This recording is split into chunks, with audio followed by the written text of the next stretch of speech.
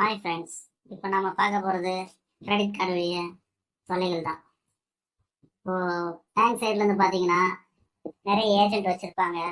எல்லோரும் கால் பண்ணி நம்மளை டிஸ்டர்ப் பண்ணிட்டு தான் இருப்பாங்க. ஆனால் கிரெடிட் கார்டு வாங்கின பிறகு தான் தெரியும் அது எவ்வளவு பிரச்சனைன்றது. கிரெடிட் கார்டுன்றது ஒன்றும் கிடையாதுங்க. கடன் அட்டை தமிழில் சொல்லப்போனால். கடன் லோனாக கொடுக்காம நமக்கு கொடுத்து ஆஃபர்ன்ற பேரில் நம்மளும் தேவையில்லாதப்ப யூஸ் பண்ணிடுவோம். கட்ட முடியாமல் திணறுவோம். கரெக்டாக அந்த டேட்டில் கட்டி ஆகணும். அந்த டேட்டு ஒரு நாள் மிஸ் ஆனால் கூட இன்ட்ரெஸ்ட்டு 36% கிட்ட போடுவாங்க. ப்ளஸ் லேட் பேமெண்ட் ஃபீஸ் வேறு போடுவாங்க. ஸோ அதனால் ஃப்ரெண்ட்ஸ், கிரெடிட் கார்டை பொறுத்த வரைக்கும் யாரும் வாங்காதீங்க. வாங்கினாலும் யூஸ்ஃபுல் ஆகிற மாதிரி கிரெடிட் கார்டு வாங்கி வச்சுக்கோங்க. பார்க்க போனீங்கன்னா இந்தியன் ஆயிலில் கொடுப்பாங்க. அது பார்த்தீங்கன்னா பெட்ரோல் பங்க்கில் அதிகமாக யூஸ் பண்ணுறவங்க போடலாம். இதே போல் ஃப்ளிப்கார்ட்டில் இருக்கும்.